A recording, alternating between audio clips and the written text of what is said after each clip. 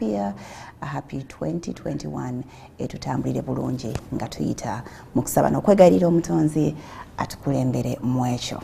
Yes, mubazalibwa olwaleero is on Susan Mojawa, happy birthday my dear Momomanyi, aliko sign language during the news. Then tubira ne DJ Baby Love or NTV dance party. Yes, DJ Baby Love, happy birthday to you. Also my producer Idris Matu was born yesterday. Belated birthday, Idris, who is helping out as Betty takes leave. She's soon coming back. Happy New Year, Betty. Yes, and we are welcoming you back anytime this week. Tuyingide onate is Monday, the 4th of January. Tuina another story from an American born in Uganda. My name is Farida Mwasuze Mutya.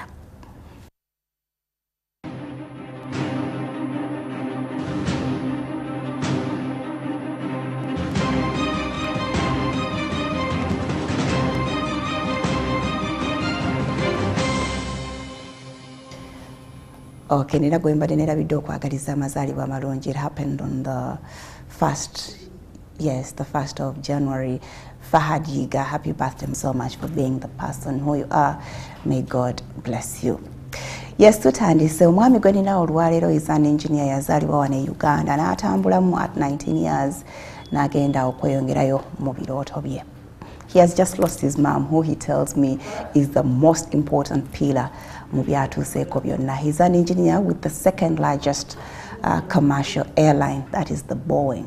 Yeah, engineer ainako invention eyiye gye yakolako nga wagenda okutunyumiza. So every time you see a Boeing, especially the 787 and the 737 Max, yes, that one. Abamanyi okutambula mu bitegeera n'abamanyi okusoma ku bintu ebyennyonyi mu bitegeera.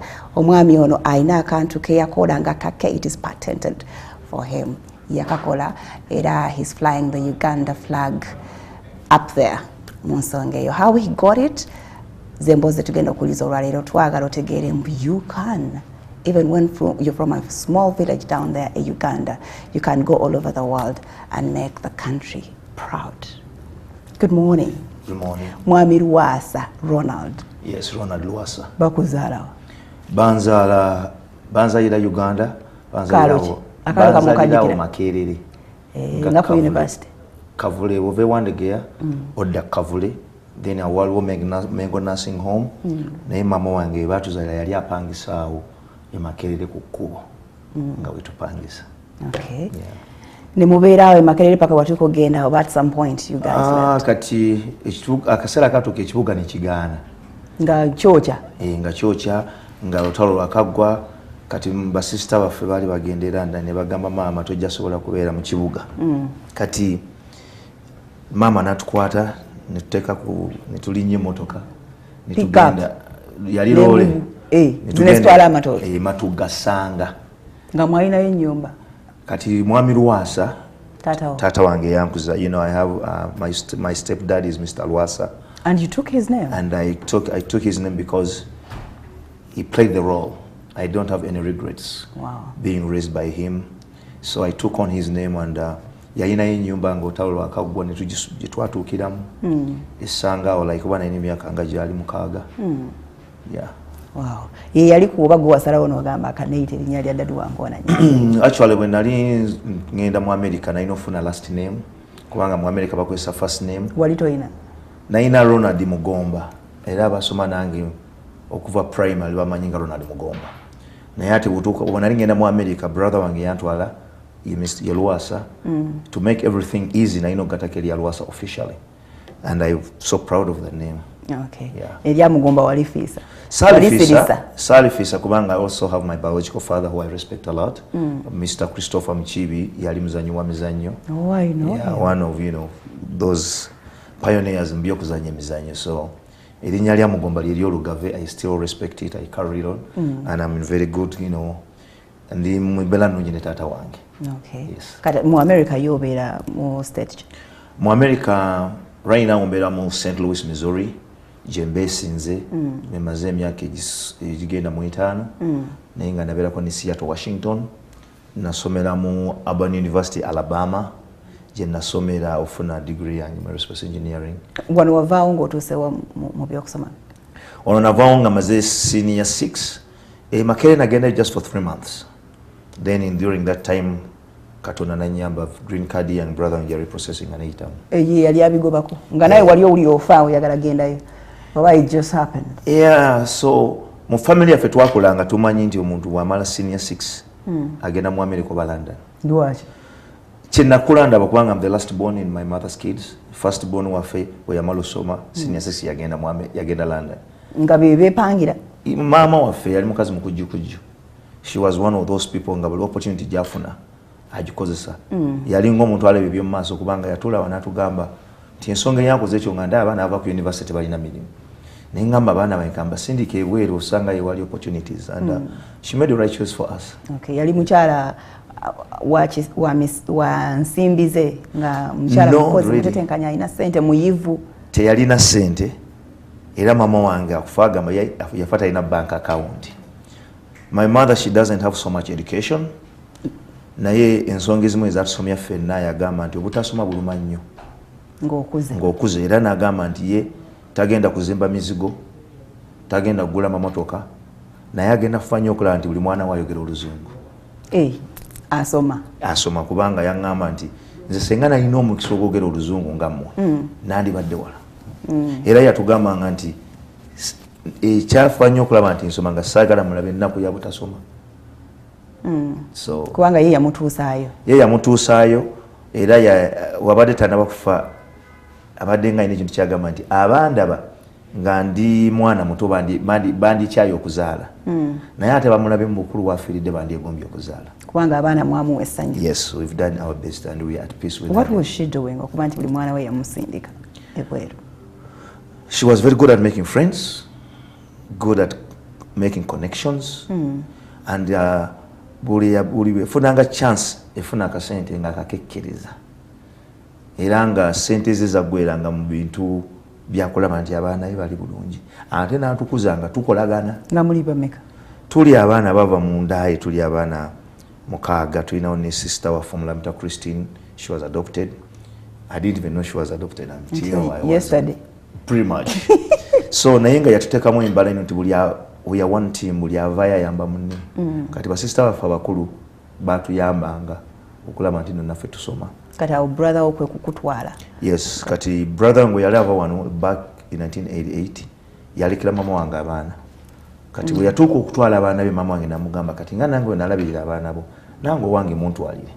So it was olongoli I think I was around 19, 18, akamala ngezeko mu campus awo. Yeah, I was around that age. Okay. Yeah. Kati go wali omuto mama wengeri gye yabakuutiranga musome baana bange ennaku obutasoma buluma akuze. Yes. Wali osoma ng'ogobera ki? Kati walina ekirooto? Ng'ogyeko gino emyaka egya wansi wobanga between over P1, P3, P4, P5. You just go to school because you want to make your mom happy. Like natuka kisera nga zimanyi bwogamba mama nti nkoyo soma mama wafa. Afa? Nalinga mmanyi. Wali osomerera mama, sanyu lya mama. Bwakera ku makya n'agamba nti nkoyo okusoma, your mother dies. Era nga sagala mama wange afe olw'okuba nganya okusoma. So nogaako osoma? Yeah, but as I got older, you know, nalina dream y'okubeera engineer. And then nagenda okulaba math, sciences, this is like second nature to me. Nintandika okulubira nti I want to be an engineer. But to become an aerospace engineer, it started, but the idea came in 1988.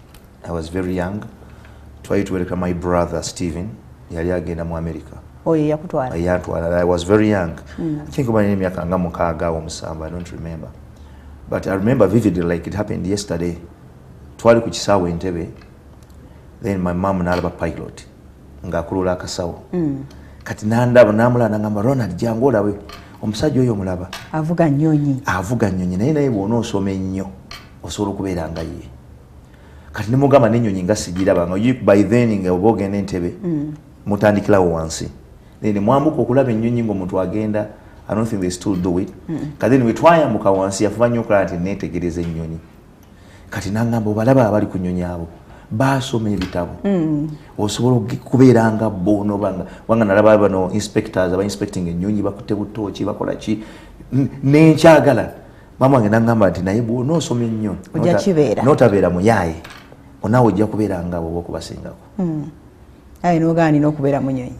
nemba kulanga njagala ennyonyi nga nembera wakanga bike bya insecticide twalina insecticide bike bifuira insecticide nga biringa sirina zenga njagala kola mu nnyonyi nga nsomba ebyuma waka kaliko kake wajiraba ku kisaawe kaliko oba watandika n'ogiraba ku TV n'ogiraba mu butabo TV tetwalina naye nze image eri nga nebongeraba mu bbanga byenkola byonna mbireka nentunulira ennyonyi nenjegomba nga nebuze ebuuka etya okuva ddala at a young age kati ebyo gye wakola yali yakuwalula buwalula nazikola nga tezibuuka naye nga mama wange ngamba nti omwana wange oba agenda kubaki nga mu frustrating nga mbeera nemampita okulya emmere nga nze ndikumaliriza wano ntekako kiwawaatiro njagala kulaba nti ebuuka but I realized nga nfuse engineer that I was trying to shoot a bird in the sky in the dark nga I was very far away from the concepts of light I was just nali nkola imagination ekintu kyendaba physically but the scientific part of it I was very raw about it. But also ekyo kyewakola kya contributing nnyo ku gwo. Yeah. Kyakwongeramu amaanyi. Kyanyongeramu amaanyi. Okay. So bw'otuuka okugenda era nga kikyakulimu. Brother wo naye akoleeyo. Ya kati ate bwe ntuuka waliwo natukira emyaka awo nga ndi awo teenager nga si bye nzijukira nga wabyerabira byenyi. Nga nabyerabira nti na nfunye other diversions nali nsamba omupiira nkola ki naye nga I was very good at sciences and I knew I wanted to be an engineer when I what form of engineer then I didn't know because nali nsomera Uganda nga the best thing you can do is a civil engineer era nga tusoma tugamba ngenda funa points for civil engineer so I was limited to focus on civil engineering or electrical engineering in Uganda or mechanical because that's what is available to us. So dream ya aerospace engineering nesoka nebija ne mbongo nga nabyera bino byerabira then an opportunity in America wejira my brother nanchi nangamba well you coming to America and when I come to that story of entering America I had to make a choice either to work and make quick money or to go to school. Yeah, or to go to school, so I had to pay a price, so nogamba kansome. Yeah, nalina when natukira ku Fort Benning, Georgia. It was a military base. My brother was a captain in the US Army, and actually he kati yavamu honorable majiga America.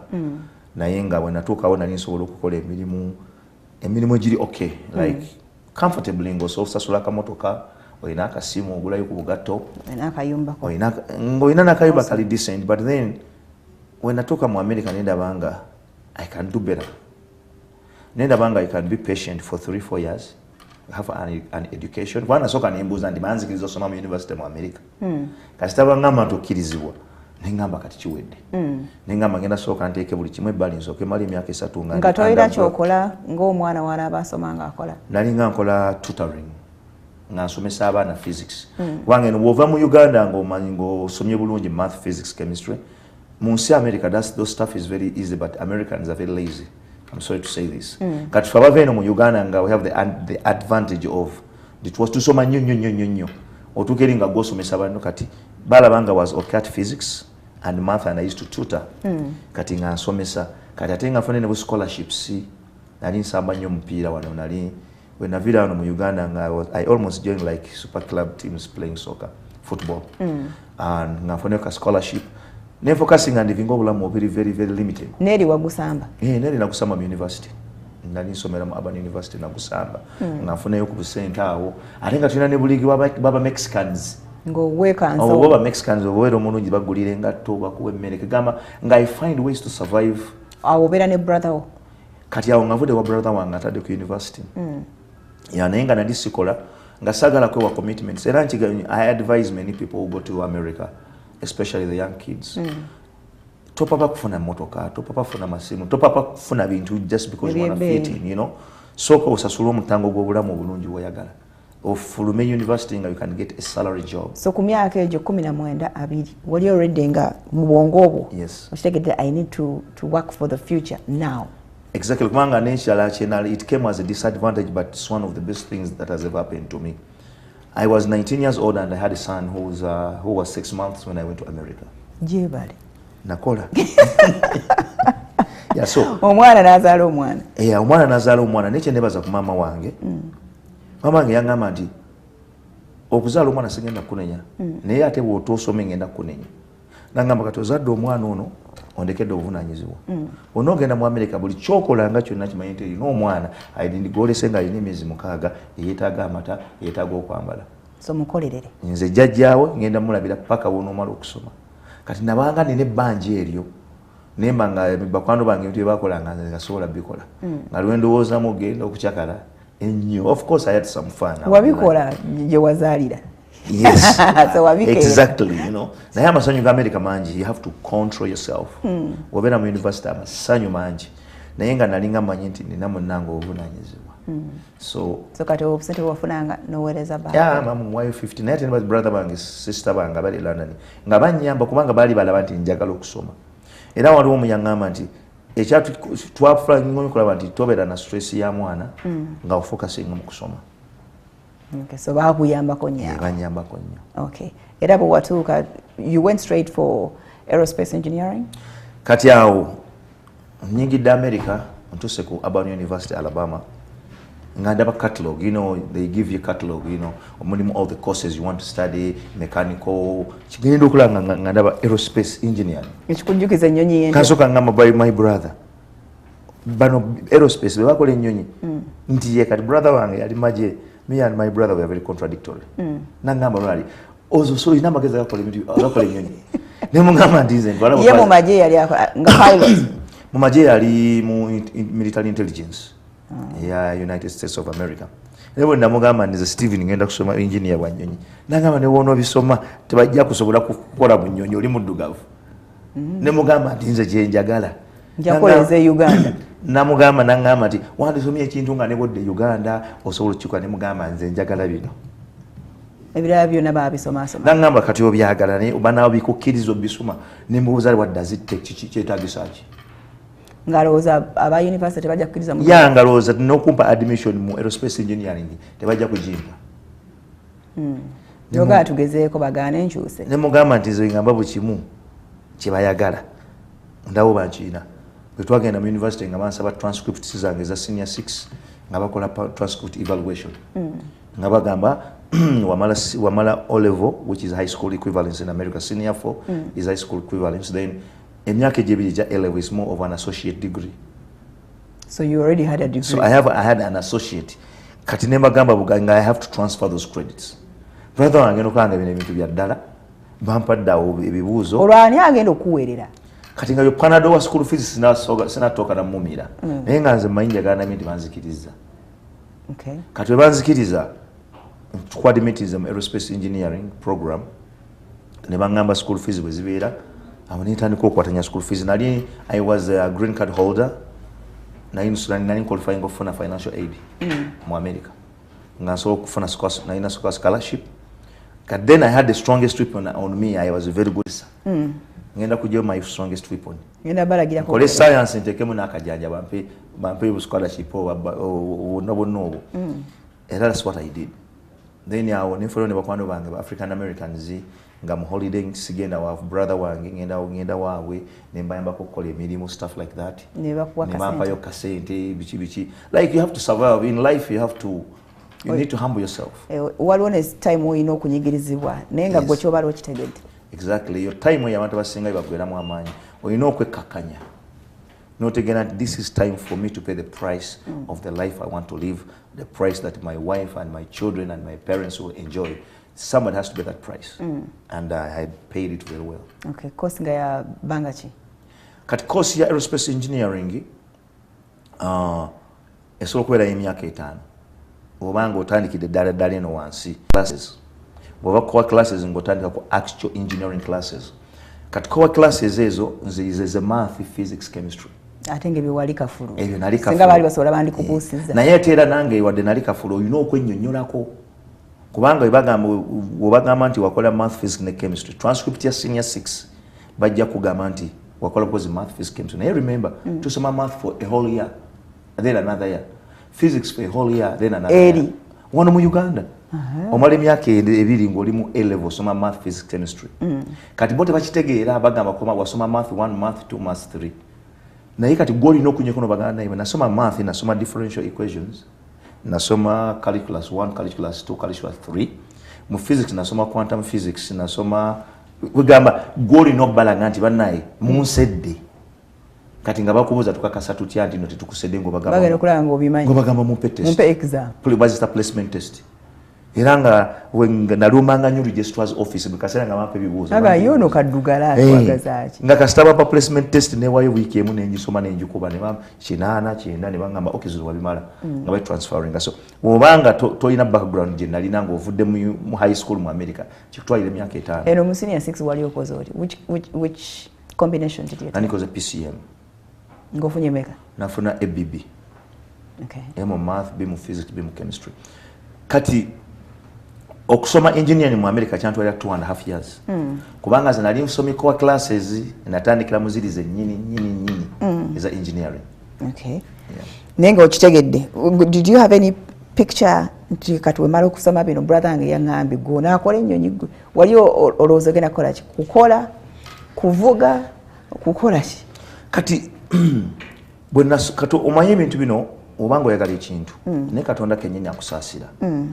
kati university gye nasomeramu Urban University is one of the best universities mu America kati bwe nali nsoma time eyo nga nsoma n'abaana nga balina connections nga bakola internship bakola mu NASA bakola mu kubanga bwe osoma aerospace engineering osoma ne satellites ezo rockets all that we studied all that kati ngolusi bakola internship mu NASA abaana batwala ebizungirizi nga bakola internship mu Boeing kati nga interacting nabo ne bangamba bw'ono mala osoma ojja tuwa resume yo tugikole ki tugiweereze kati in the process we tunamayiro okusoma Boeing yali etandisa ennyonyi gye nkugambye 787 nga banoonya young engineers. Wow, opportunities kugamba you have to position yourself, you have to be ready for any opportunity that comes your way. Kati Katonda wanyamba Boeing kenyini nejja mu university ne tusaba applications nange ne ntekayo naye kale sewe nali citizen and green card holder or what do I mean by green card holder oba osobola okukola bina citizen byakola naye tolonda naye nga sona kola federal jobs kati jusi nga teswana funa security clearance ate ngeze emirimu gy'ennyonyi ebiseera ebisinga olina okubanga olina you are a citizen and you have a clearance naye ekisa kya Katonda kanotandika okunoonya kyangu yancha ki process omulimu gwajja nga you don't need to be a citizen, you don't need a clearance. Kwolo? Yes. Wow. Nenteka application. Nembiva na kone ndoza ntino chinemali miezi 3 nga sibawuliza. Bali bachibagambi, you don't have to be this for you to apply for this. Yes. Nze nakanyuganga nayo oba oli citizen oba kinga nkanyuga yo banamanya zikateka application. Nemali miezi 3 nga I don't hear from them. Nali mbalo mondi ya one evening checking email yange ndokulanga Boeing company Boeing epeleza email. Mr. Lwasa, we've been looking for you for the past 2 weeks.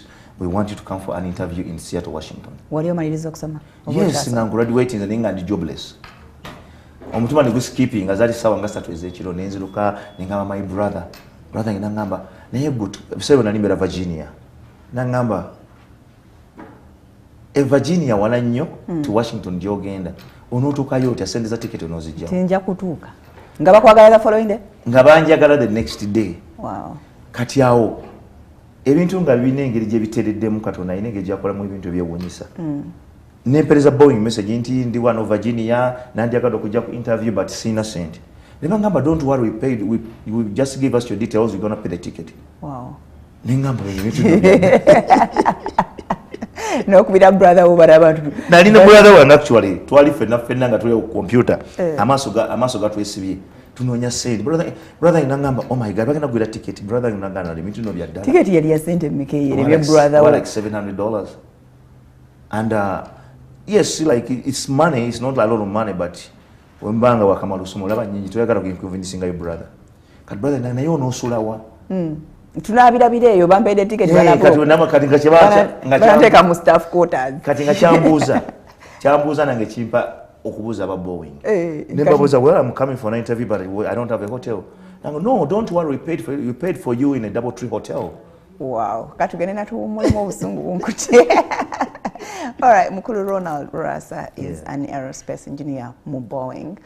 Ali Besteyo mu America. He was here for a brief holiday. Mama we muyafiri there just last week. Era bamzise and is planning to go back. I wanted him to share his story. Okulaga nti nawe from wherever you are, you can still make it to bigger positions, the bigger countries. Niwe marketinga kangu omuntu ate nga bo marketinga na Uganda. We're taking a break to come out of our.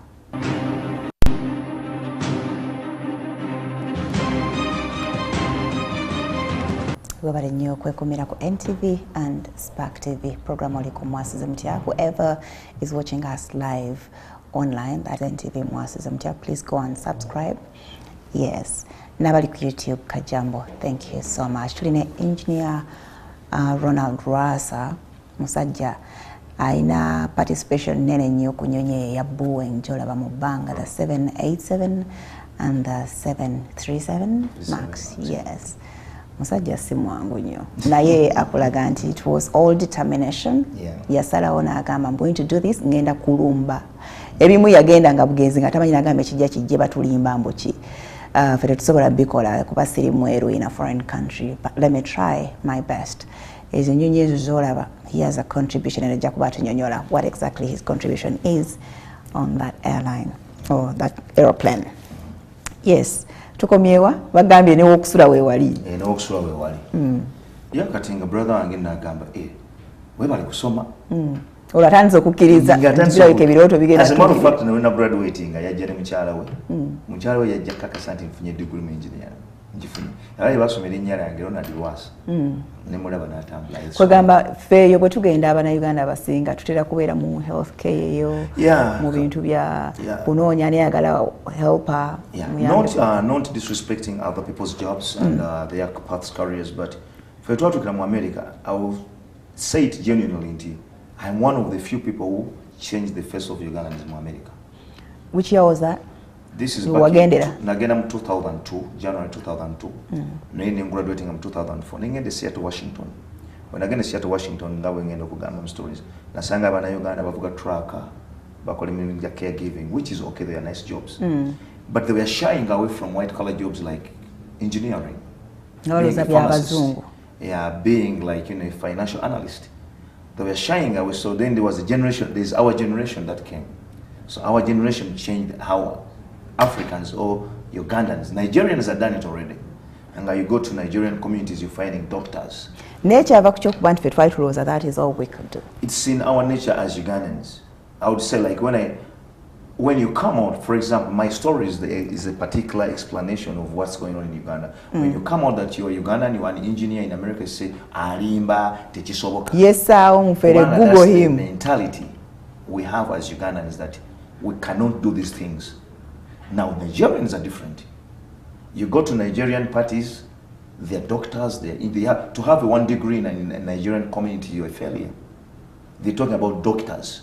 So when again I'm in your community of Ugandans in Seattle, Washington, try changing how people look at what we can do in these countries. Ela ugenda kusanga there is so many Uganda engineers who are coming up. Abana generation etuzeko. Etugoberedde nnyo nnyo ne gamba olaba ne Ronald asobola kubeera engineer. I can do this. Okay. Yeah. So ne bagamba tugenda kuwewa okusula twakubuukinze dda. Yes. Kati awo n'osaba ki ekirala? Kati ne bagamba well Sekata no bagambe nalyachi. Byonna nabyo bagamba nalyachi munatuuka nja kusene bagamba well as soon as you come to the airport we shall get your rental car. Ne bampa details. Ne natuuka ko airport ne mandaka wali nengenda wali mu I think it was $1 car company abakola rental cars. Ngire nnyo lyange gyeriri. Bwe natuuka nevuga ku hotel nga room yange weeri. Ebiseera ebyo nga nsaba. Prayers nzuka ku mindo gw'ekiro n'ensaba natuuka mu hotel n'ensaba nefuka mina sente nebaza Katonda n'okubirako mami mami wange nga otuuseewa yambala bulungi kuba ekikalu onyume sanyirira envi wadde sizisanyiridde kati gamba mama wange nga twalinga tuli kutuconnectinga kati then the next day nengenda okukola interview ya Boeing nagenda n'ebitabo byonna bakubuza ekibuzo ogenda kubikula university byonna buli kakosi ke nali nkoze entambula nako obalaga nti ebyo nambi kati nalina katuulo. That is after how many months or years ngomaze graduating? Na graduating in 2004 mu September of 2004 that very year, like 5 months later interviews nezitandika. Kati ntuuka mu interview room nkutte ebitabo byange bambuziza ebibuuzo. I was so prepared okumbuza bya engineering but surprisingly Vobakola interviews in America, they don't ask you things you're going to do on the job. They're looking for leadership. They're looking for ability to make a decision under pressure. They're looking for how do you rationalize, how do you communicate with people. That's what they're looking for. kati ngakola interview ngamba gaye temumbuziza bya engineering naye ninawo ne buno bwe nasoma so no simanya ko kagenda okumpisamu okumpa guno omulimu kati naye nasoma kye bayita Nastran ne Patran bye biki ezo software ezikozesa okukola okudesigning ennyonyi oku analyzing ennyonyi nga teziri very rare by then twali batononya bazimanyi era we nagira gavumenti omusajja nangamba do you know how to work this nemugamba yes naita engineer senior engineer aliamu bali bakugamba it's okay we are done with the interview yes kati we naje chate nembugu ne opening a can of worms nibaita senior engineer alimu other room nga interview ngo nangamba this guy has this qualification he knows how to run Nastran and Patran engineer nagamba this one I want nibangamba okay kati fuluma ne fuluma room nga site bana bakompa mulimu nali tudawo mu rubi ne malawo 3 hours bagambe tujja kuita mama wange ambuuza bakuwadde omulimu bagambe ki oloza banakuwa tuulaawo bona otambula bajja kulowooza bayinza okunonya ne tuulaawo mbandi awo nga bampita Ronald Lwasa nengenda nentuka mu karoom kano kagenda kusesa mukazi yangamba Mr. Lwasa we liked your resume we think we're going to use you as a junior structural scientist. By then I was a scientist, not an analyst. When you're starting off, you start off as a scientist. Then you graduate through being an analyst. Katika no hagenda kusesa yangamba tugenda kutandika no kwemtolo ja dola mukaga omwaka. Ulida. Ati we yakingamba. I remember you're talking to a 23-year-old. A 23-year-old. Mtolo ja dola nangamba. But think about it and call us back. Namugamba, I don't want to think. I want. Go ahead, need a sent me around that time. Look, over the university, okola dollar chikumi every 2 weeks. Katuolia of the government here at age 23, age 24. Bagenda kuwe mtoja dollar mukaga. Ziba meka kozi wane Uganda.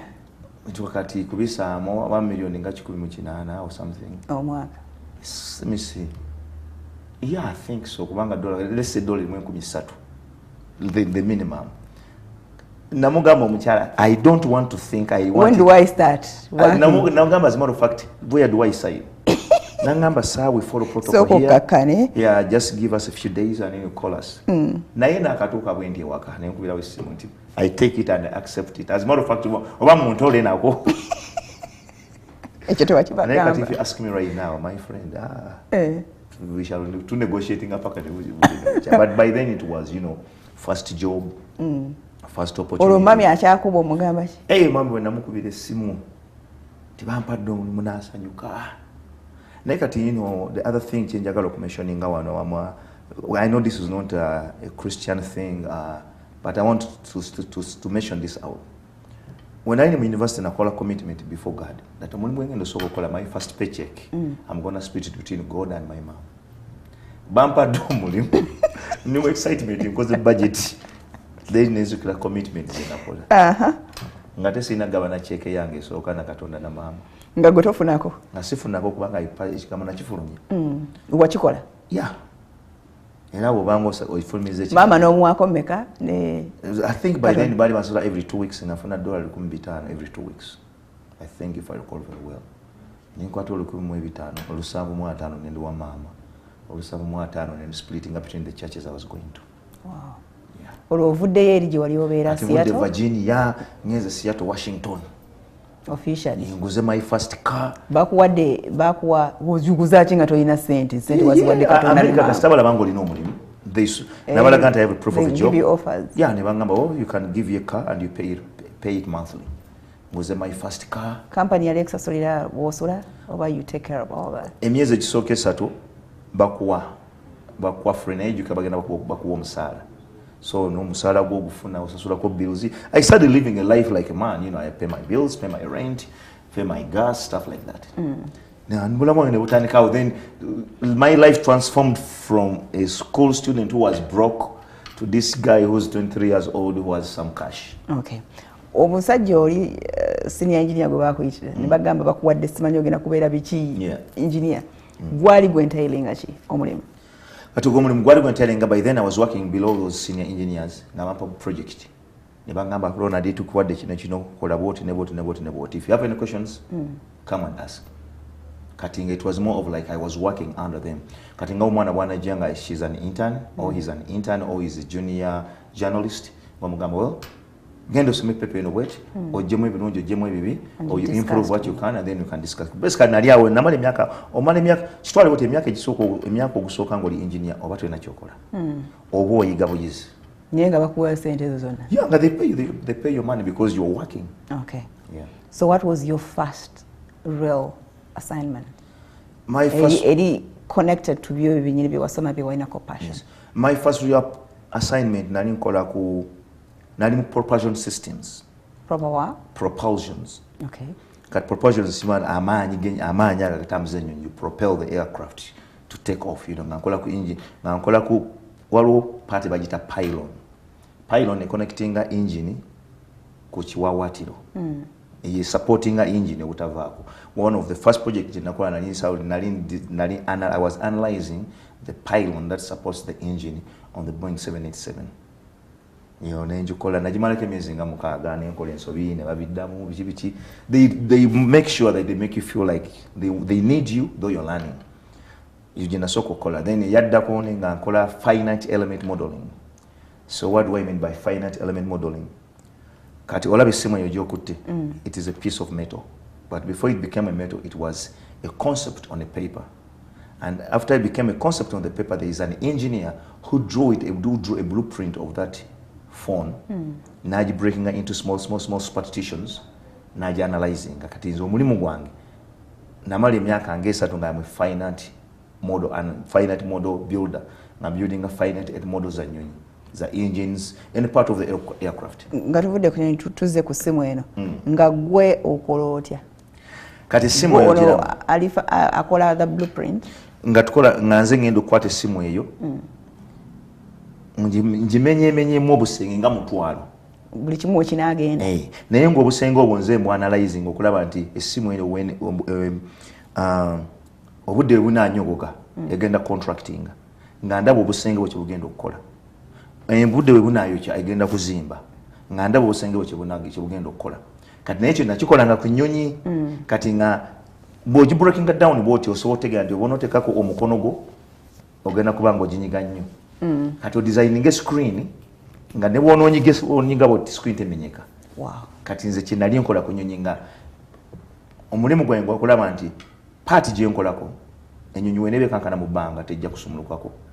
Ennyonyi weeneeba yeekyusa tejja kuzitolera ludda lumu kapaati ako kaveeko.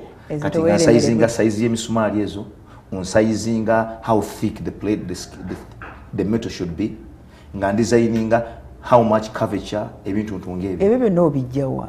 Of course with the help of your senior engineers. Kati nabisoma olwobaakuta n'obagamba let's see what you have to offer. Kati mwe nali nsoma university twasoma kibayita structural analysis. There is a course we do for a good 2 years. We are learning how to analyze structures. Tutandika ku basics nti entebe ogituulako nina kangambe kilo 10. Buli kugulu kw'entebe ogenda kukwata kilo 25. Nentegera nti 25 bwe zinaagenda wano ziddawa. Tizigenda kuyita obuzito wange bugenda kuyita wano, obudde wano, then bugende mu kizimbe kye bayita load path. Kati noyiga basics ezo. Bw'oziyiga bw'otuuka ku actual otegera nti ennyonyi bwonna bange yeetisse kangambe omutwalo gumu ogw'obuzito.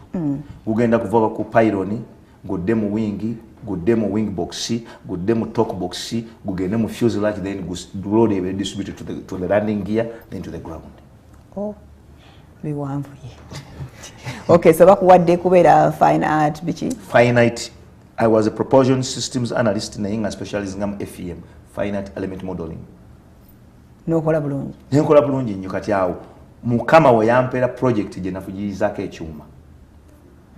Kati project egyetya baali balina mafula z'ennyonyi naye ng'ezo mafula ennyonyi ekyo kye wakola bakiyita mafula nga walaba emmotoka ena mafula ekendeeza eddoboozi eriva mu engine nga lifuluma oba si ekyo efulumya n'omukka ogwokya nga walaba emmotoka exhaust. In a simple language it's an exhaust. Naye lwakubanga bagita mafula tebeeranga ya mmotoka ye ennyonyi ba different. Idris agenda tuba ku kifaananyi kye kati baali balina mafula kati eyo paati gye nayiiya akakasenga ako nze nakayiiya akakali V-shaped akali the whole cone. Okay. Kati including that curvy shape. Curvy shape wako twakateekako oluvannyuma. Kayamba kati empewo efulumaawo mweyo kon. Oluusi ate ng'egendo egezaako okuyingira mu ki? Okomawo n'amazizza agafuluma. Kati ntookako shield eyo nga bwe gafuluma bwe kati gagobera bwozi shield eyo. That's a shield of preventing water from going back into the exhaust muffler. Nenga kakasengeze na kadesigning. Nate nganda banga akachuoma agamu amazze mwaganya okudda. Twala nkalibwe kati. Kubanga ango gye bakakubiramu. Kali slanting outwards towards the ground so that water can follow. Okay. Yeah. Kati nakongo wakakola. Nze nakagattako. Okay. Twasooka nitugiflying nga tekaliko naye nga tufuna problem nga balaba nti amazzi gakola ki? Gaddayo. Nituga how can we improve it? Okay, so project ejja.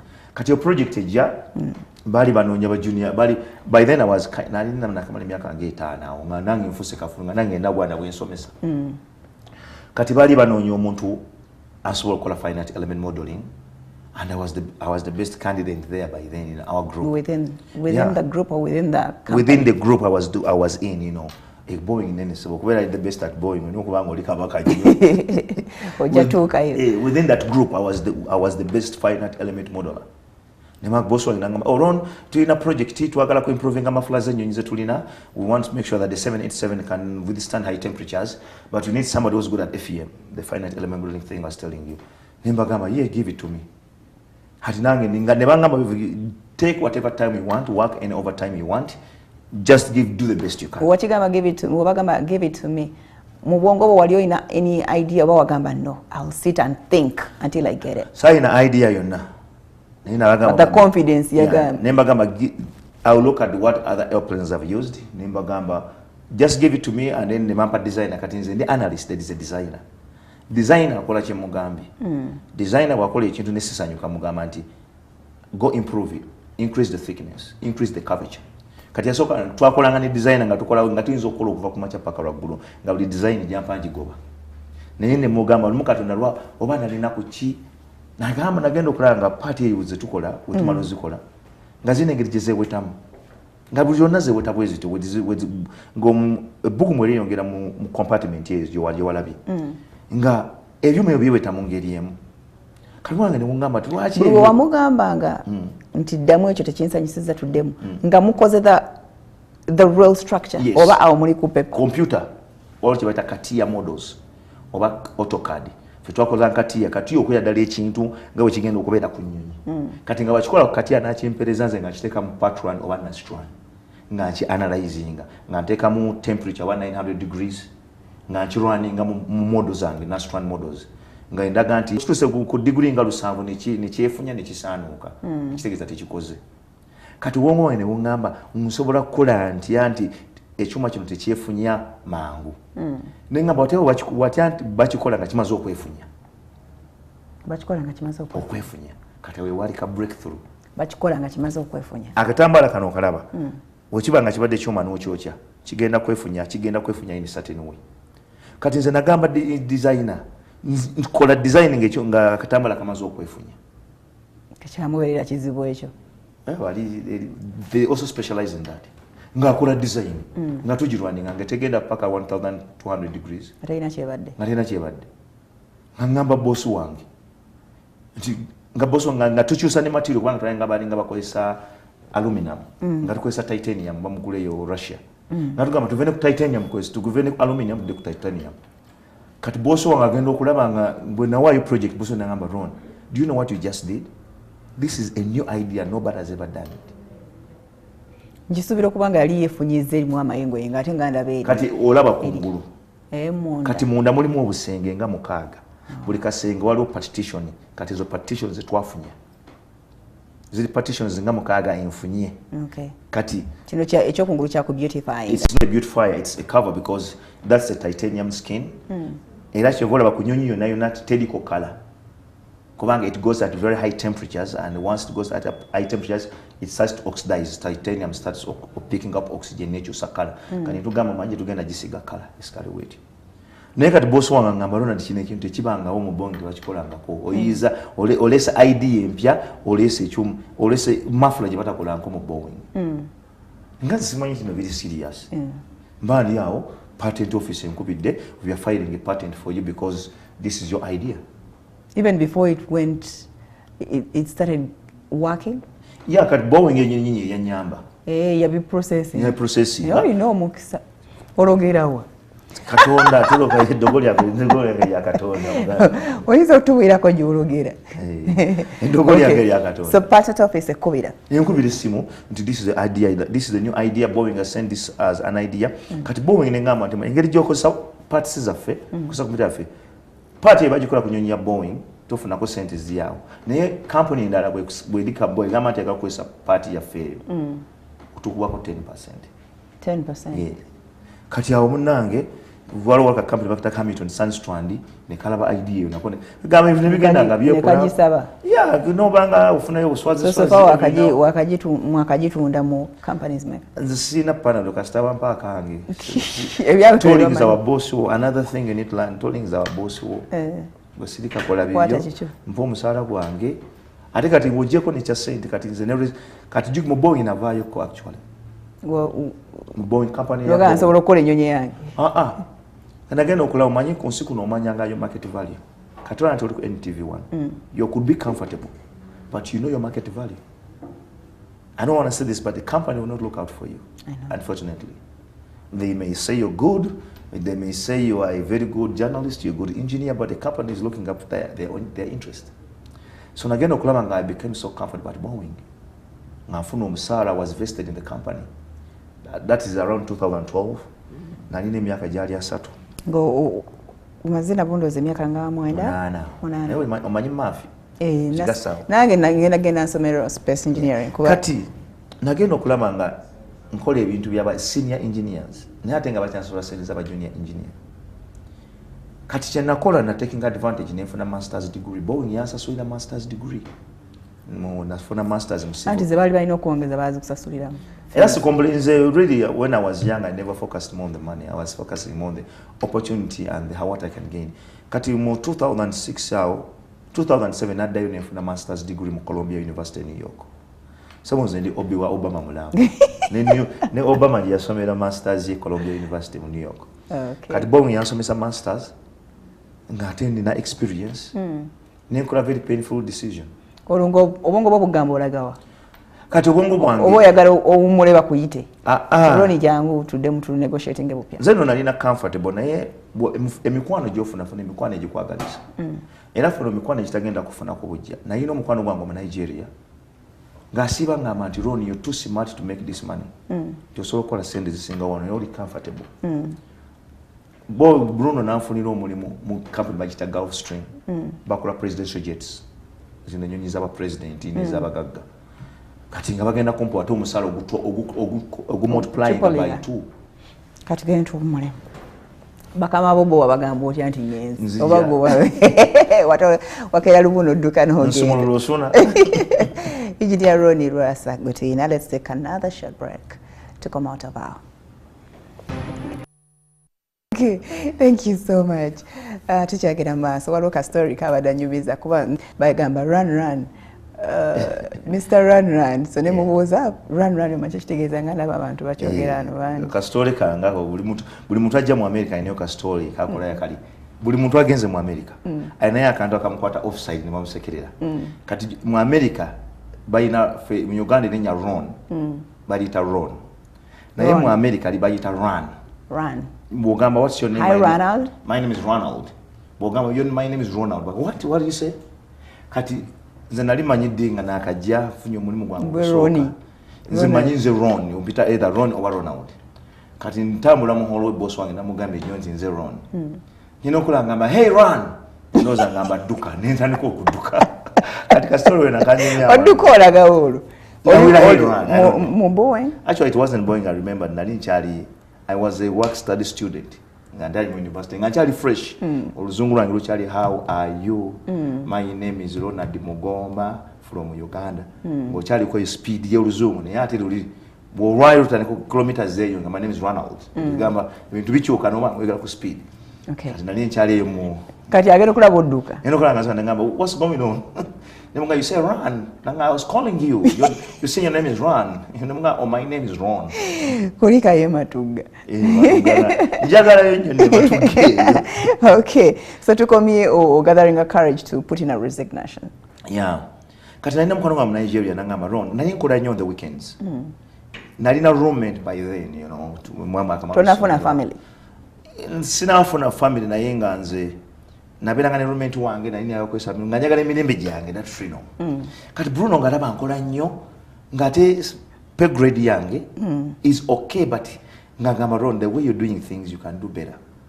Mandi awo nga Bruno tebamu take application nga nkolako interview nali ngenda ku mulimu. Bruno nabagamba, I don't have the experience you need, but my roommate has the experience. Ron, come talk to these guys. Bruno, I'm okay where I am. I don't want to change my yeah, but we're not tugenda ku mulimu. I am okay where I am. I'm not looking for a job. I'm comfortable. By then I was like maybe 29, 30. I was making okay money, like 6 figures. You know, I usually we don't talk figures. Particularly, I was doing my 6 figures. I was comfortable. I was vested in Boeing. I knew once I turned 65, I'm gonna get my pension. And invested basically ngenda ku retiring ku Boeing. Watuuka mbufunze. Kati mukono wa yanga Ronald, you can make a lot more money at your age. Stop being a company man. Ngamba yugenda kola this kati ngava ku salary ngenda ku per hour. Yanga obanga obadde okola $1 no ina gamba ngenda ku $9 buli saa. Ne mugamba kisoboka. Nampa tunateka ku muli ku bo ku simu ne company ya Gulfstream mu Savannah, Georgia. Nebangamba, well, we are looking for a structural analyst who was at least 8 years of experience. Ngazikola chini wankola. Yeah. Nebangamba, we want to give you a job. Can you start next Monday? Kati I know gamba boss wangu. Ola mwogera di Thursday. Toga every Wednesday ne tubani group meeting. Neda ngamba ona kugamba omulimu otandike next Monday. Yeah, ngalero meka. Lero nga Wednesday ya weekend nga next Monday tandike. Kale jukira kino ekintu tuyino kyejjamu Abafirika. Tuyina nnyo sympathy for companies. Kati nalooza ngawo bampeeredde bampa omulimu ogusooka n'abagamba nti nga nina that guilt. Naye I was very surprised. Bw'obagamba? Nagenda ne ngamba boss wange ne mugamba, you know, Charlie, I like working with Boeing. I'm very grateful for everything that. Olo salary agikubulidde? Ngamanyi ngandiwa per hour. Oh. Jukira, company ngayagala okukumira mu bwavu ekulimba. To become a salary person, you can never make money or you can never be rich. You can never break through if you're a salary employee. You can never. As an engineer, you can never make money. No gama tinga kola sentence in Benyombe wafe Uganda, ngule kubile mamwanga kamotoka, ngole chinga you're a salary employee. Chizibu. Oyino kuva salary no dambwa per hour. Kati nagenda ngamba boss wange nti Boeing is a good company. Thank you guys for training me. I'm grateful, but I think I need to move on to the next phase of my life. Koye. Yeah, but Ron, we wanted to make you a lead engineer. Nemugamba, yes, I understand all that. But I think, let me try to test waters outside Boeing. But I'm willing to always come back at Boeing. Nagamba, Ron, don't make a decision like this. First go think about it to see if the right decision. Nyongo ine nakusatu. Yeah, katadijukira wova kumulimu wa 2 weeks notice. Yaraba ina bagamba, in case I'm to come, you have to give me at least 3 weeks because I don't want to burn the bridges. Ninjagala okudda mu Boeing and burning that bridge. Nga boss wange kati natuke kane ngaba naye, oh my God, what have I just done? Nekula Max nga naye nkoli mu bulima ina mwana wange obadde kyani akuloga. Mama wange ani akuloga mwana wange. Lwaki togumira awo? Kati nina ekintu kyankuvako kola decision ogamba nti kangende. Nagamba right now I'm 29 years old. Bwendizaala abaana n'abazzukulu. Nemba nyumiza nalina opportunity okumultiplying sente ze nina kati. Naye natya. Ng'obwavu butuluma obanga tuli awo tomanyi woogwa. Balimbuuza balira batya jjajja waabwe batata waabwe. Naye ne ngamba bwe ndibanyumiza nti nakola na riskinga. Nenva ku mulimu nensala okubanoonyeza better future. If the successful bajja kama jjajja afu yakola deal. Webigana jjajja ffe teyali mutiitiizi. Era yo decision mwe yajja mu bwongo bwa. Teyali mutiitiizi oba yatufiiriza? Ate jjajja ffe teyali mutiitiizi, yalumba. Nengera ne ngamba boss wange, I've made my decision. In 2 weeks I'm going to be leaving Boeing. Boss wange, well, I wish you success. Anytime you want to come back at Boeing, you're welcome. The lights are open for you to come back. ninkwata emigugu gyange BMW yange jinali naye negulide my BMW for my 30th birthday. That was my gift. Ninkwata motoka yange nenji shippinga nene nyenye mpaka Savannah George. Nembera by then kati nali for systems engineer. Nga nyinyi za president ezo ziraba ezo za Museveni za ne ya Museveni bajiretanga nenjiraba. Nga nkola ku fuel systems okola manti ya mafuta genyonyi pipe extra mafuta genyonyi ngumu. There's cracking, there's vibrating at a frequency that resonates with the frequency of the aircraft funa problems. Ngaze nkola environmental control systems empewo yingira mu nyonyi efuluma. Ngaze analyst okola bantu ebintu biri in place. Nga biri in order. Nga interacting ane waluka bayina pump jibatika ku nyonyi. Ngaze zenfanyo kola anti pump bweneme temenyeka ate bwemenyeka eragawa. Bwemenyeka kichi egenda okumenya. Kagamba ngaze nkola that propagation of the load on how things work. Then ngakola nchibaita fatigue analysis. Fatigue zikowa. Kati olaba waya buli bokola botu wayo mundi okusoka tujimenya. Nebo okola bote mundi ejuwe itali okuocha ogenda kola emenyese. Echibaita fatigue loading. Okay. You compress then you put on tension. Bukati nenyonyi bwezityo ebima byawe bigena through that loading. Buli nyonyi lwe yambuka neka that's the cycle. Okay. Kati nga was a fatigue ngakwani fatigue analysis okulaba nti in case pipe ina crack oba ina mo crack wajita bati tujise olunyafa kati nga nze nsala wonte olunyafa lwe nawo luneyongera obuwanvu ne busuka inch 3 nga tujijjamu kibaita critical crack length naye nga bwe banga below that okay kati my job was to determine the critical crack length or what to do crack propagation, how do cracks propagate in structures in a munyonyi. Nenjikola bulungi nnyo nga masola sete zage nyingi aho kati nange nga nange zimba kugenda ko na Uganda ate nga neri nayo kyafu nayo kalika percentage ka 10 nango aho kalwawo okujja banga ne company nazo zikopa ideas ne fulad bakoze yabo ninga bakopye mu neka ningaze focus kadjukire yo raise e tapati yantunda nnyo ulwanyiteka ku raise me bakamba iye chuma chenyo nze sisaba nga kumulimu obaga bugambi Google ya nze buli company yona ka start ka raise me yange when you start mapa ka interview ku simu bichi nenga by the grace of God I've never having a job has never been my problem in my career. I'm in almost now 17 years of engineering. Kati na mugao stream inakola emyaka ejuwera nempira ate nyala kuda mbowing. Because you get bored. No, it's not getting bored.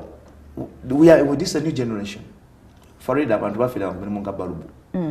Oyina banga koze mu national housing natukana okubelieving at nyumba za national housing is. Kati this is a generation whereby we don't just settle for less. The fact that you give me 6 figures does not mean that that's my limit. And say you saying there's not the benefit to be a company man begin to be phasing out. Kati eri checha kubalula no vai. Kati eri walingo kola contract ngata so wango yagala kufuna at experience jo jeri atojetira abeno. Kati ate eri educator lingo la finite element modeling. Ngendo tu keringa pay ni lupapula teri computer. Ndabili more stressing? Yes. Ngachibaita ngatukosa kwa double the figure. Yes, ngabakwa anali nga okola chibaita traditional hand calculations. Ngatu computer ogikosa to proving anti byo calculate nze bitufu. Eyo namala emyaka jange 3 naye kati ogenda fukira ddala engineer. Eri mbowing ali engineer wa computer, ebintu biteka mu computer ne mbiteka mu ngabwe mbyagala. Naye mu Gulf Stream je nafukira ddala engineer ndi ne wano wentudde wano ompa pen n'olupapula ne calculator ne nkola ekyo nompa problem ne solving. Any engineering problem I can solve it on a pen and paper. Katulaki tojjana n'okola ennyonyi. Ya Uganda. Naye kati eri ekyanzi jayo mu Gulf Stream. Lwakubanga mu Gulf Stream okola emyaka ena. I'm a contractor, I'm a consultant. If you are a consultant at Gulf Stream, you can only consult for 4 years. After 4 years, you have to leave for a year. Then you come back, then you start your 4 years again. So what about 4 years was it? So I was closing, I think I was at 3.65 years. Then Boeing yagalaba engineers okola ku bomba. Kati wali using kati nkoze ko mu ntabadde nasokera mu commercial nenzira mu presidential jets Gulf Stream under General Dynamics. Kati ndi mu nyonyi za maji military aircraft. Kati Boeing yali ina contract gye yagala okuwininga bombers no bomber aircraft is zigenda zikasuka bomb nawe wabikola ebyo mu kasuka bomb kati ennyonyi gye nkolako ati nkolako F-18 nze omu ku bazikola ennyonyi zikanyuga bomb mu Iraq and all that stuff mugyebale naye nze ate ze byange gye nkola jja kulaba ati ennyonyi temenyeka tekola kiti wena releasinga bomb eyo kubanga bomb oba ogireleasinga eteekawo kye bayita talk. There is a moment gyeteekako ey'amaanyi nnyo kati nze nfa nnyo okulaba nti wing tip eyo temenyekako olwokubanga bomb bagitadde kwegamba amaanyi gaba mangi nnyo olaba ekizungirizi bwe kisituka nga baba bagireleasinga amaanyi gaba eteeka a lot of stress ku wing tip.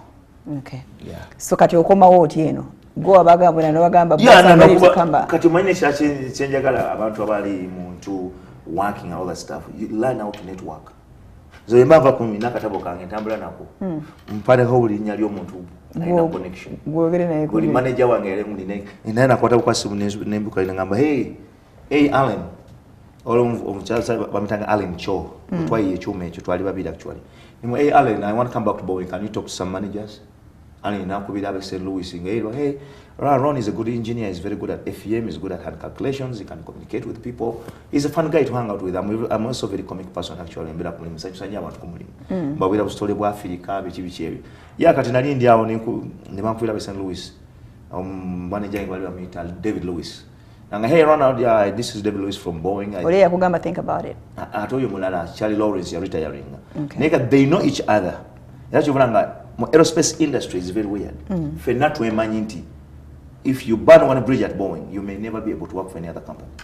Kubanga bemanyi kati kuba kubisimu n'ogamba hey Alan, can you connect me with some guys in St. Louis? Ne kuba kubisimu Alan nateka ku Dave nateka ku phone interview ngamba when can you start? Ne nadyo nga consultant bali no basibuloti nabagamba hey my 3.5 years are coming and now they are counting on me kubanga emyaka 3 wegigwako emyaka enaba bayagala ojoyininge odde ku salary kati bali bamanyi ngenda kujoyininga zile ku salary no waduka. You know what, I'm not ready to be a salary man, but probably in a couple of years I'll come back. And they understood. Well, just in a project, well, if you can do us a favor and finish this project, then you can leave. Nenkwata emigugu gyange nenkwata yoholo nengenda mu St. Louis, Missouri. Ate ntuukeyo nga bomba contract bagituwadde. Bagibamba baji bade nabo ngena gibebaza. Boeing yali competing ne Northrop and Grumman. Tebagiwa Northrop. Boss tambisira ngamye omulimu gwe twakusatire.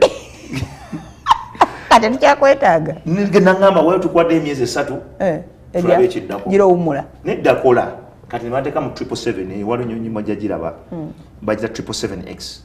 It's a commercial aircraft nenga ekiwawatiro kyaba kikola St. Louis, Missouri.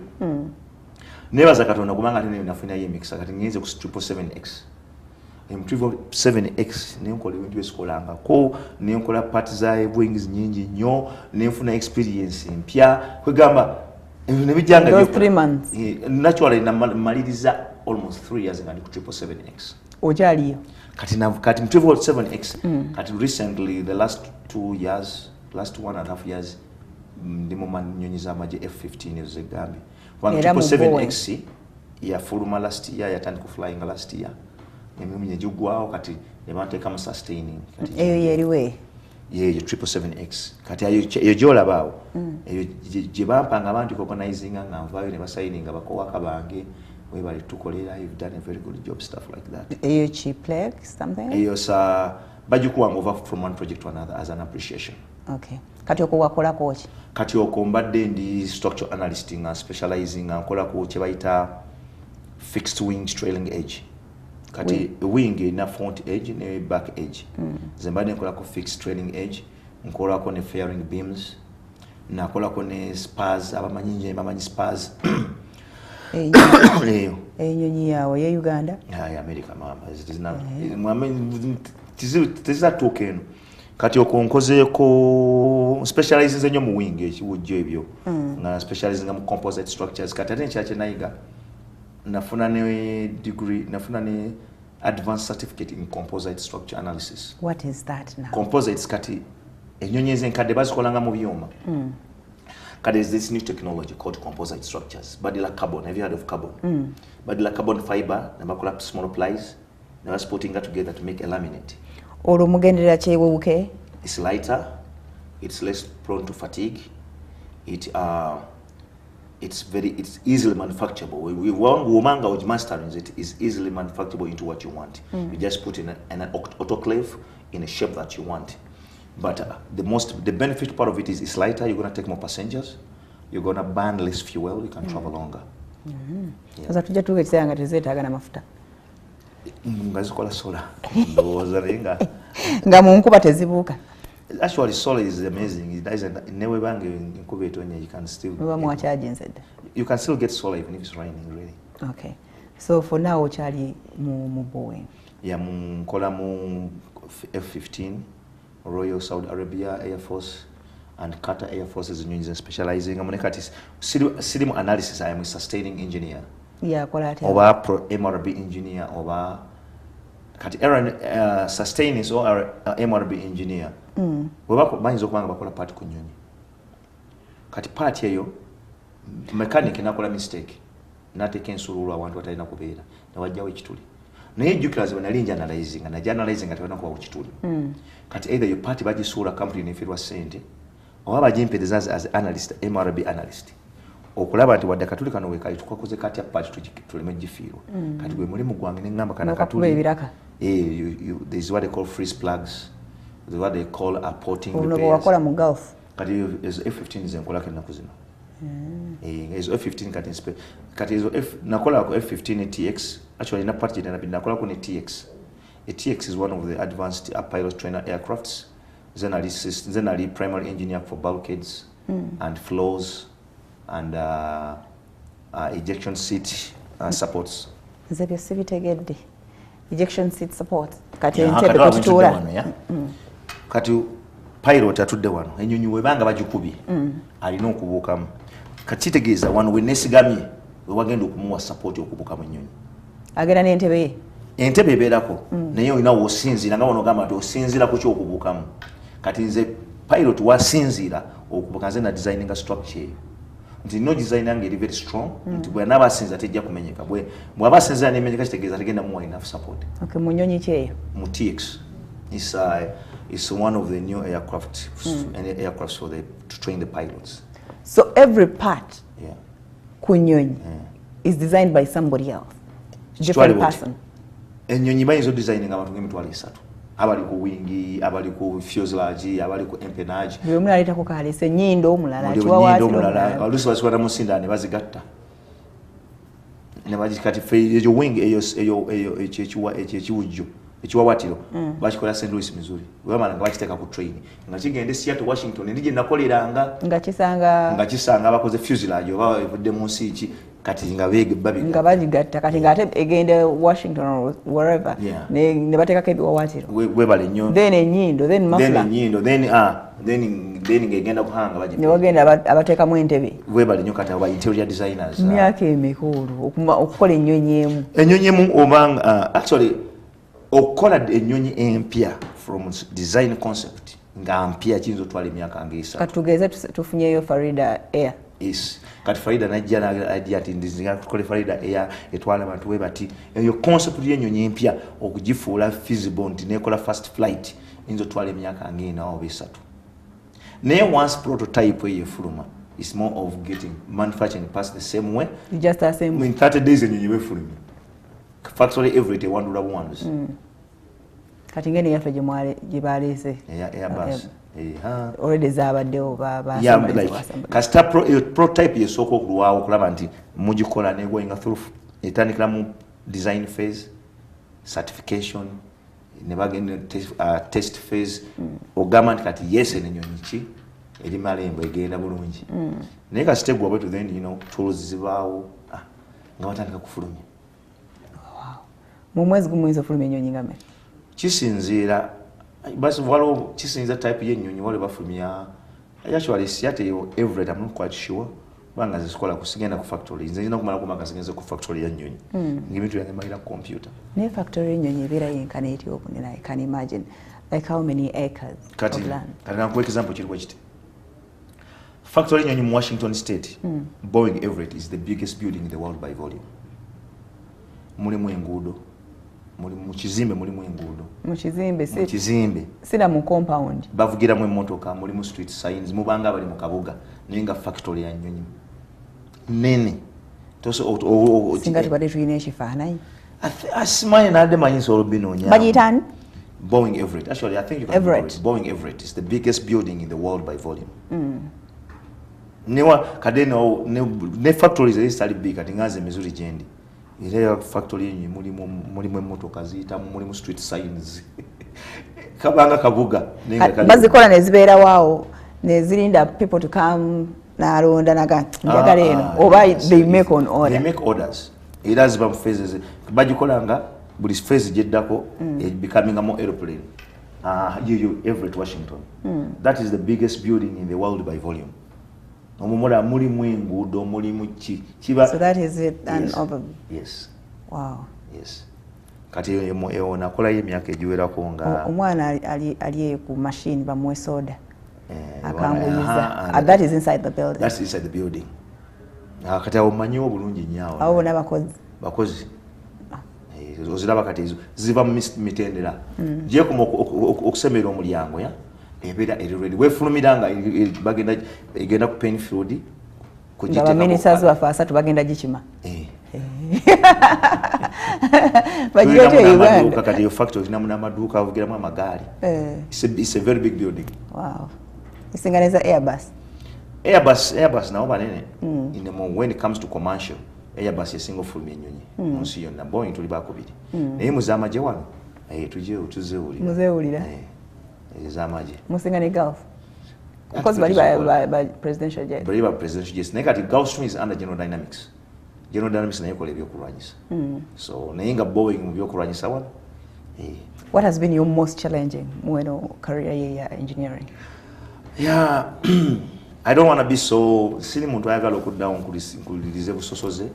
As a black man, they're not looking for what you're doing right. They are looking for your mistake. You can do who is looking? You the black person people who or you're working the white? with, your boss. All of day. As a black man, you have to work twice as hard to get recognition. As a black man, especially was an accent. I have a very thick accent. In America for 20 years or almost 20 years, my accent is very thick. People can just tell that, oh, where you from? By the way I talk. I don't talk like an American. No matter how much you may try, an African accent is going to be an African accent. Because sometimes when they see you speak, the first instinct they get what is it telling Chichangamba? You don't even speak English. Now, I have always to prove to them that I may have an accent, but my accent does not compromise the ability to make a decision or to say something. So, this challenge for them pretty much. Every single day, I do my job, I go home. No one company politics, I'm his consultant. I give my money, give me my hours per hour. Ate nze ebyokuba nti banda banga Africans sande bifuddeko nnyo as long if they got the courage to give me a placement eyo ne bakkiriza nkole nabo. For me that is good enough. After all, I'm even proud of where I'm coming from. Yeah, but if you're young, it may kill your morale. Ngolaba okola nyunyunyu naye nga batu kokuongeza omusalaba kuwa katono. Kyovulanga na obutuka sana ngame let me just become a consultant. Kati buli wakoma from Gulfstream okoma Boeing. Bayongezako I'm a consultant, I don't care. We negotiate, give me $80 per hour. You either give it to me or I go. Yeah, if I do overtime, give me time and a half. We don't have to go into kunyunyura. It's simple. You avoid company politics, especially when you're young. Tolia want to know ina commitments, all that stuff. Or avoiding company politics if you can, when you can.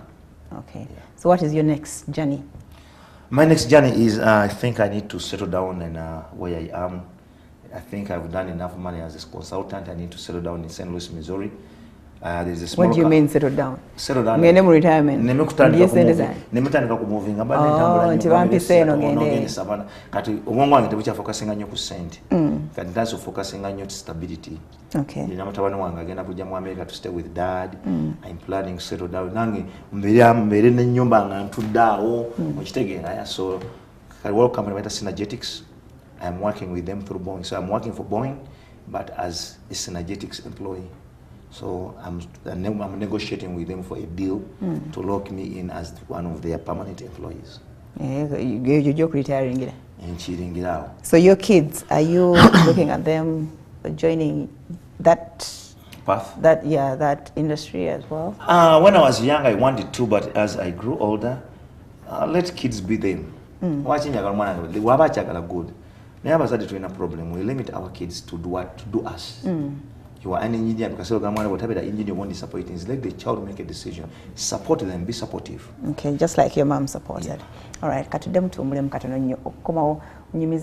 seem to have a lot of love, respect, and everything with your mom.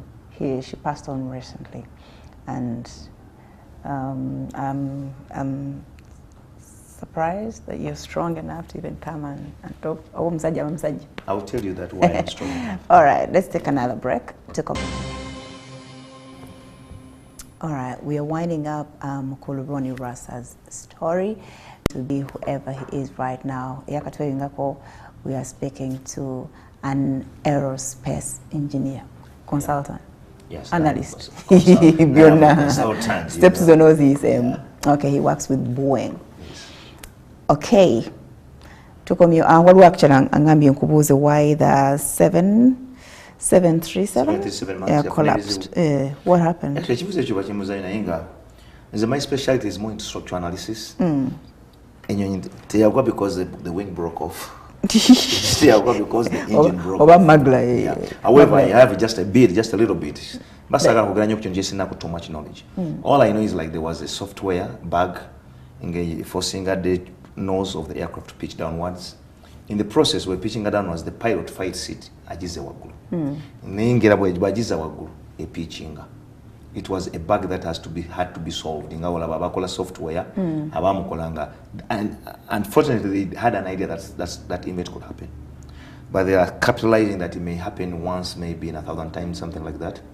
But unfortunately, it happened, 2 times, and people lost their lives, which is very sad. But it's more of something that has to do with the software. You're forcing a pitching and nose down. Pilot wajirwanyisa ebangeteredde. Yakivula we yalinga ezinyizibwa ebabwete. Buli weka piloting ajije paka yotoka kutaka. Kati olo ne bali gama. They solved. They grounded them for almost a year. Just until November, that's when they fixed them up. Batch Teresa. Yeah, they fixed it. Okay. Nga wali ola biko. Koko sikuwa teka maglayo. Okay, tell me about your mom and how she passed. Actually, mama wafe abera nyine ku internet jaja baby ku balance life nga jjako nabulira. She was a lovely mom. She jaja baby, aina baby face. Ba muntu ma jaja baby on Facebook. Right. Panga that's what mama labanga yanga baby. How old is she? She died at 81 years old. But my mom is who made me who I am from the time I was a child. Young baby professor. I would say she's the best professor I have ever had in my life. I've had professors who teach me math, physics, but she's yes, nayinga. Mama fe yaberanga nga bazimba katandala wakanaga mu musajja teka awe nkonda katano kagenda kumenyeka. Bakata teka biranga mukera ku macyanka menyesa. She was very, very smart ati yali mukazi mukozi yatukuzanga tutya katonda. Naye kiyasingo tutekamu yanga amazenga ndi mwana muto nti teri kyota sobola kukola. Lumuna ava ku kisawe nga nsama omupiira nga bakano bange bannenya nti totebye eggolo. Nenyiga nnyo as a kid. Namutenda nga balona nti teri muntu ajja kugamba era teri muntu alinako buyinza. Kati goli n'obbakakasa nti osobola oteeba ggolo. Era nga nze mbeera ne mu kisenyi ngamba mama wange yaŋŋamba nti nsobola oteeba ggolo. Era ng'oziteeba. Bwe nabeera buli kimu kyonna kya mama waffe yakola tugamba teri muntu aligamba nti tosobola era omuntu agamba nti tosobola yamulabe wasooka. Era nga nze ngoyagala kulaba to see the real me, tell me you can't. You're going to see the side of me that brother one was a kakasa. Yeah, the brother one. I think the brother is the same fabric. He was in the United States Green Berets, Marines. You don't go there and to inalo. Agamba mama afuna tukozanga tukolagana natulaga omukwano kati wamuza lwaki sirina saadi ndichi mfunye omukisa ne bagana fe tufunye omukisa mama fe tumujjanjabide for 20 years. She had what? To South Africa, to India, to Abada ina chicha battling. Yali yakola nnyo nga muto omugongo ne gwonooneka because of us. Era nga tujjukisa baana bange omugongo gwamenyeka mbakolerera. kati twalina omukola kye bayita twamukyusa ebyuma ne tukyusa omugongo gwonna backbone ne tuteekamu ebyuma yali munene nnyo ne tukola gastric bypass okumukendeeza obunene obwo yalina heart problem ne tumujjanjaba omutima tumutambuziza buli nsi yasobola ofuna obuyambi era yatugamba almost 10 years ago nti baana bange munsasudde n'atugamba nti newendi banfudde saagala mukaabe njagala mujaguze bulamu bwange. So every one of us we miss her but we know we did everything for our mom. Era omwafu yasima abadde bamusembeera nga bagamba senga mwandabako nga ndi mwana muto mwandivumye okuzaala naye ate senga mundabyeko mu bukadde bwange mwandyegombye okuzaala kyeki tumugulidde amamotoka tukoze ekikati bwembeera mu Uganda kati ndivuga Prado TX nze nagimugulira kayana yamba kuba olwani nasikidde Prado jedagulira mama wange yagikulekedde je nasikidde obala kuba gwe wagigula kati nange nagisikidde by default. So we are not so sad kubanga you celebrated her life. Yayogeranga nnyo ekigambo kyo nti njagala ntuka okufa nga omwana wange mu Mugalanda yeeyingiza ate yeefulumya yego Mugalanda yenze Mugalanda neeyingiza neefulumya mukama nanyamba ninazimba ennyumba yange awo emaganju simple house you know I live nkigamba namanya nti mama wange it was a time twamujjanjaba era n'okufa kwe she was gonna die nekano ko waze wajja kujjanjaba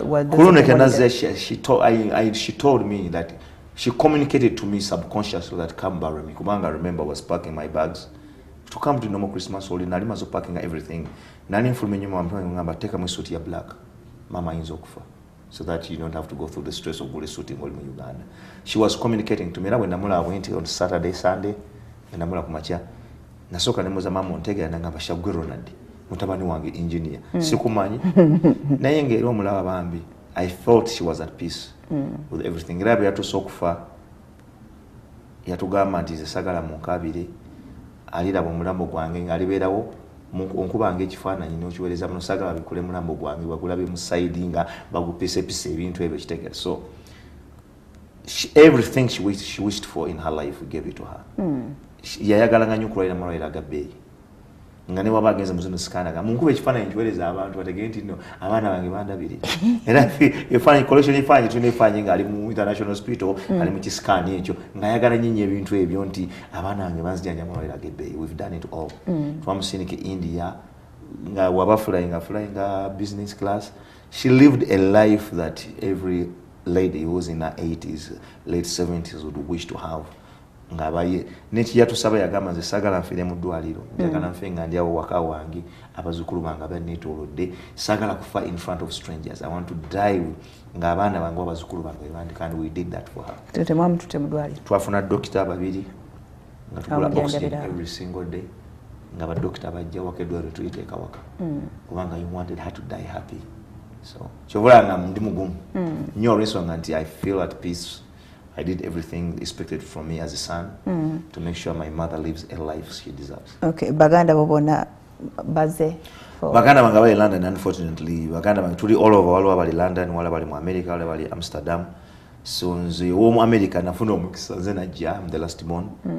We London that's when they discovered the new strain of COVID. They locked the airports. But God wanted me to be here. Me, I have another brother here, Charles.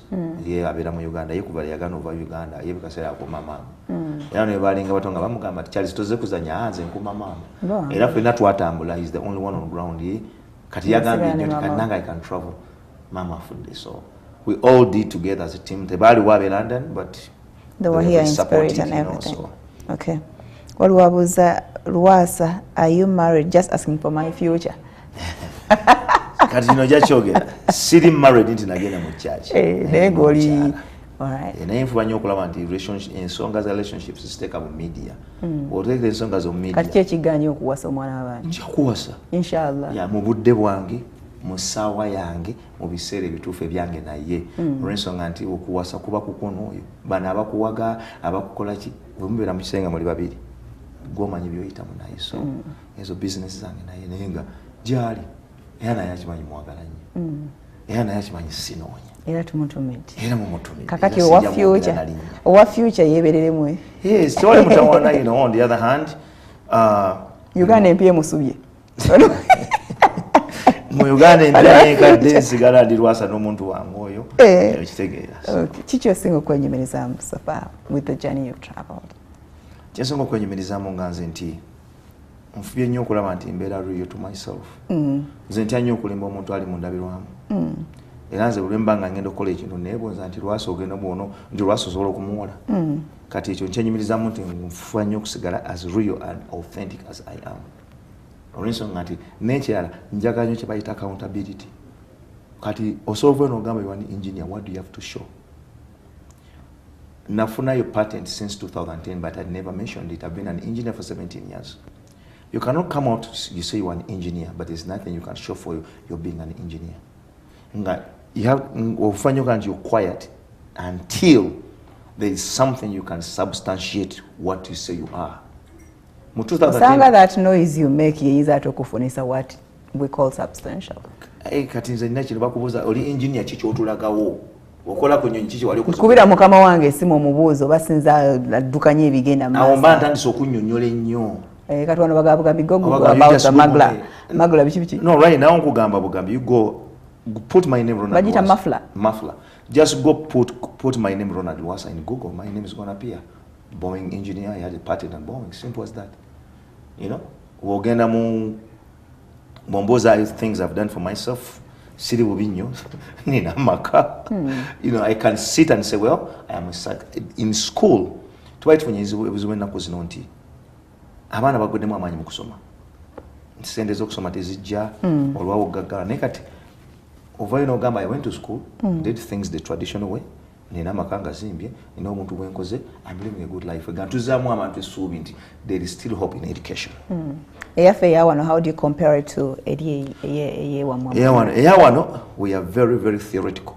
And I would say Uganda is one of the best countries when it comes to theories. But we are very poor at practice. When it comes to engineer wa Uganda, sola computing and pen and paper. Wait a computer. No popular. Ngakola decision making. I am far better than them. When it comes to math, physics, calculating, I can't even stand next to them. So kusoma kwa Uganda kulonji nyo theoretically. Basically, the system is designed to create job seekers, not job creators. So this system is a way about designing to create job makers. Mr. Lwasa, I'm a teacher, but can't I be helped to fly off because I have suffered and failed to join government because of corruption in Uganda? Our captain, captain wa real life yadda wa mpozi bamuyitani Cedric he said he's a pilot at some one of bloggers MC Richie yalinga atero nyo computer on ne challenging stuff like that ne challenging na Cedric ye pilot is the engineer, you know, so nga ani asinga amanyi wovuga byinkoze nawe byokoze tosobola bivuga naye ina amanyi mu ngeri ye kitegeera. Okay. I think wabadavuza if I'm not mistaken. Okay, so tuchayinawo chance yokukyusa system yaffe education tubenga we can excel both more theory and there is still room as long as the government is willing to adapt to the changes of the world. We have a problem. We were colonized by the British. What the British do, they teach you how to work for them. They teach you to be an accountant to work for their banks, but they don't teach you how to make your own bank. They teach you how to be a civil engineer, a mechanical engineer to fix their cars or to fix their machines. They don't go in details on how you can be a hand-on mechanical engineer. So we have to go from the colonial system. Obongo wafu take out.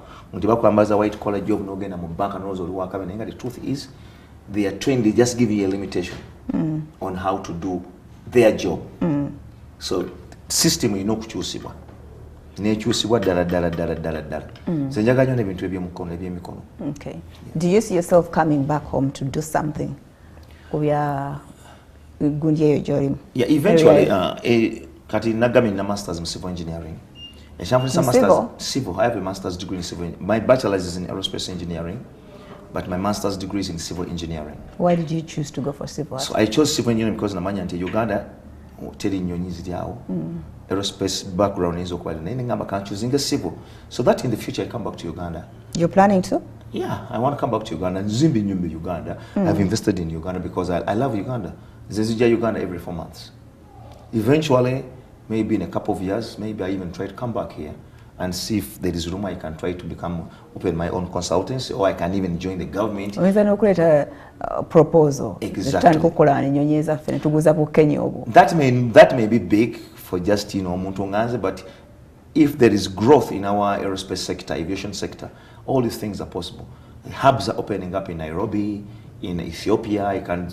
We are in the virtual world. In Mazemezi Mukaga nkolera waka. Since COVID, I'm working from home. Jatu wakasela ngandiwa mu Uganda, I'm doing my job in America, but I'm working in Uganda. Jatu wakasela ni Uganda ikula kulanyika tuina Bombardier, Airbus, the things will change.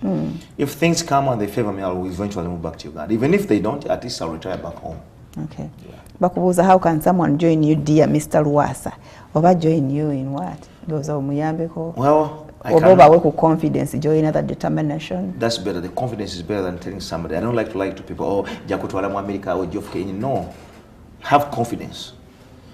The most important thing we talked about it during the break. You said I was lucky, but luck found me ready. Okuja nongama nti kwa do I have the degree? So prepare yourself. Avail yourself for the next luck that comes your way. Don't give up.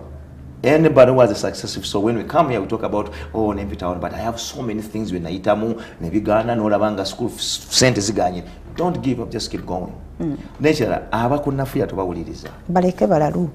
Abakunafuya bawuliriza. Ate nature temwesemeza nnyo bantu batakiriza. Zinabayo ngama an aerospace engineer. Actually for the last 2 years, that's when people have started to get close to know who I am. I've been an engineer for 17 years. Yene bya aerospace to bitegera. But you know why I was shying away? Where I got all that stuff. Then one day picking up Nengamba. I am being selfish to the young kids. I am being selfish to a younger Ronald out there who has no mother tell them that you can be a pilot. I am being selfish to a young girl out there in Matuga who has hopes to being a doctor.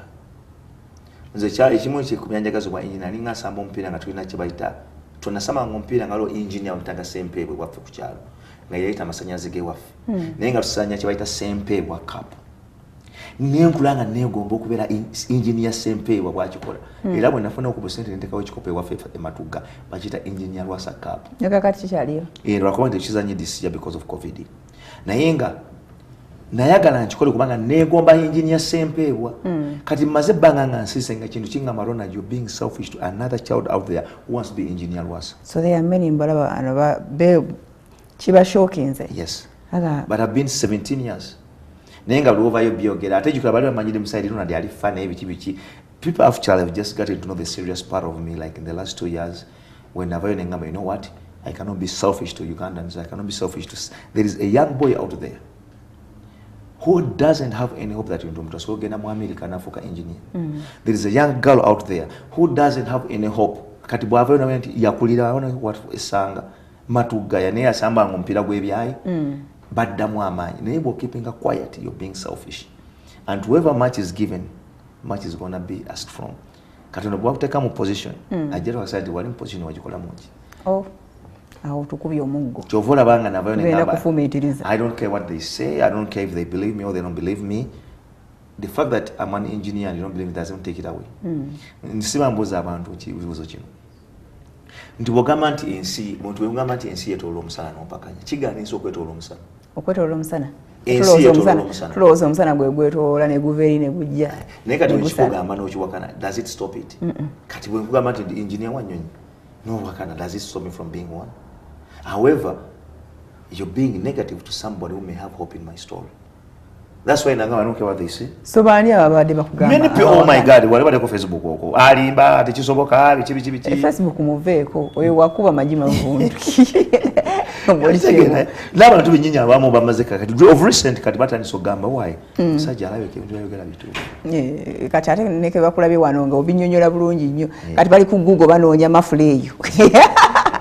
Well, mafule liko Boeing 787. Boeing 787-9-8 ne 737 Max kweli yo mafula. Okay. Ye mukulu Lwasa oyo. Era any parting shots we are leaving akadeka wede. Thank you so much for accepting to share. This is the first show, live show of the year. Kantumire ku mama wange gyali gyebase yonna mama nkwagala nnyo watesobola kumpuliriza. Actually one of the things mama wange byangamba nti nanjagadde nnyo nkulabeko kutuwaayo bantu Mwasuze Mutya. She didn't get to see that. When did you bury her? We buried her last Sunday. Ne tatange Christopher Mchibi nkutumirako. Ba sisters bange bonna e London, abantu bonna baganda bange, kwano gyange gyonna. Baagala nnyo. Ate Mwami Lwasa ye yawumula dda. My brother, Mwami Lwasa ne yafa. So nenga mbagala nnyo abantu besanga ka abantu babe mu America mbalabyeko kuno nga kwe bali bagayangwa gwo komewe Uganda amino komewe waffe abeyo bazibu nnyo bayinza okulya mbagala nnyo abantu bange. All right, kale mukolo Lwasa, thank you so much. When are you going? Sometime this week. Nino kudai mne sagala bya ufuzi bisangi sagala kalulu kansangi. You don't vote? I am an American. I am an American. I don't vote in Uganda, but eventually I will I renew my citizenship again. So right now I can't. Not traveling in a passport in America. Oh, yeah. Karola Lojani, Uganda. Okay, that's it for today. Thank you so much for being a part of the show. We'll see you again tomorrow, inshallah. Happy New Year. Bye bye.